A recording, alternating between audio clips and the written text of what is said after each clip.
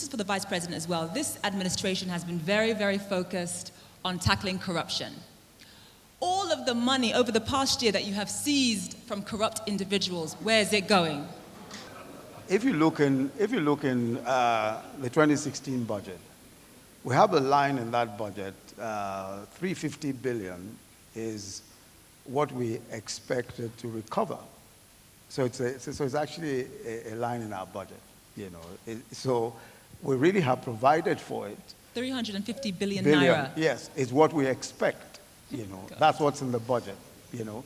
Now, obviously, we have not been able to recover all that in terms of physical cash. In many cases, for example, we have about almost 400 million outstanding with the US. We have close to $300 million, I'm talking of dollars, outstanding with the Swiss government. A lot of what we have recovered, we already made public. This was made public in the president's address. We stated the actual sums, including real estate, etc. So what it is that we're trying to do is, as we go along, we obviously intend to disburse that, to use that money in the budget. Where? Where in the budget? Where are you investing it? No, that's what I'm saying. Okay, I'm saying that it's a line. You have, if you look at all of your income, right? This is one. 350 billion is expected. So if you get 25 billion, it funds your budget. If you get 30 billion, 40 billion, it funds the budget. That's how we have ensured that we did this. So there's a process, you know. It actually, once the money comes in, we will use it, we'll account for it, and use it to fund the budget because we have a budget line for it. Okay. We have not, for example, some people have suggested that, okay, why don't you just go and build a road and say this is the anti-corruption road? Yeah, some people have made that suggestion, and we're saying yes, that may be dramatic, it may convey the point, but it's also important to understand that we're trying to fund a whole budget. This is money that has been stolen over, you know, from different places and all of that. And we think that the most orderly way to do this is to provide for it in the budget as an income stream and to put it back in the budget and fund the budget. That's what has happened. Can I just get Senator Udoma to answer? Because transparency is so important. Go ahead. Thank you very much. I think you touched on something that we are actually discussing at the moment because we're preparing the 2017 budget. And it's easy to do what you are suggesting for funds that we are sure have already been received. For instance, I think there is some recovery that we're expecting from Switzerland. And we are looking at tying that to some specific infrastructure projects. So we are looking at that. In fact, that is something that we just recently discussed. So yes, it's a good suggestion that you have made, and we're looking at it. But let me speak a little generally about the plans and some of the communication issues which have been raised. I think, first of all the things that we are doing, every single thing that we're doing is actually contained in a document which was produced within a few months of our getting into office. It's called the Strategic Implementation Plan for the 2016 budget. And let me just refer to a particular item which shows you that even what we're doing today is part of the plan.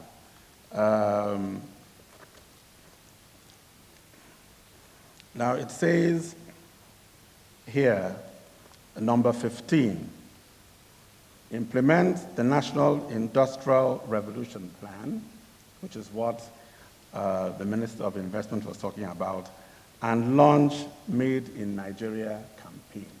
So all these things that we're doing were all anticipated in this document. But I do take the point that I can now appreciate why CNN just goes on and on. A single item, they will repeat it and repeat it. And sometimes I used to wonder, why are they doing that? We're trying to hold you to account and give you an opportunity to answer to the people. I now realize that CNN has a good technique. and that we should borrow it. That it is not enough simply to announce your policy. You have to repeat it and repeat it and repeat it and repeat it. What we have to do, basically, is to keep on getting it down, drilling it down, repeating it, going onto social media, going everywhere, because the plans are there.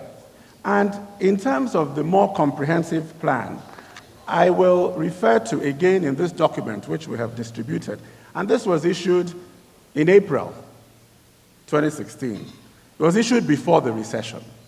So our plans were not based on the recession. Our plans were based on the fact that over the years, we had serious structural deficiencies. Now, I have been in the private sector as well, and I've been saying those things from out there. And I was brought in less than a year ago now, together with OK and a number of us, to help implement those things that we have been talking about. And this is our intention. And we intend to make sure that they're implemented. So we came out with this document, but this document also says, and this is from the President's forward, it says it is important to stress that this document that a more comprehensive medium-term plan is being developed under the coordination of the Ministry of Budget and National Planning through a process that involves consultation. The development of this plan will be completed later on in the year. We are actually in the middle of that plan. This was to start off with, because you have to start off with something. We started off with this. This was to support the 2016 budget. We already have a team working on the more comprehensive plan, which should be released before the end of the year. But let me also say that that more comprehensive plan is putting together the various plans which we already have. We have a plan for agriculture, was brought to Cabinet, approved by Cabinet, and launched by the Minister of Agriculture, who has been talking about it. We have a plan for solid minerals. It was brought to Council, approved by Council, and the Solid Minerals Minister is here, and he will talk about it. We have a plan for water resources. It was brought to Council, approved by Council, and the Minister of Water Resources has also announced it. But I do agree that we do need to expand this to a more comprehensive document that has all the different plans in one booklet. And we also need to use more of social media. Some of us, because of my generation, I'm not as listening with social media. But we are recruiting some young people who are going to help me in terms of reaching out to all those people. So the point I want to make is this: I concede and I accept that if you say you have not heard, then we haven't communicated. Because communication must put something across. And so I've heard you, and I've heard the message, and we are going to much more aggressively put out what we're doing. Because this government is committed. We are committed to changing things in this country. Many of us have left what we're doing in order to, because we believe in what President Muhammadu Buhari and Professor Yemi Osinbajo, what they stand for. We believe in their integrity and the anti-corruption stance. So what we want to do is to work with them, support them, and get these things done. I have every confidence that we will achieve it.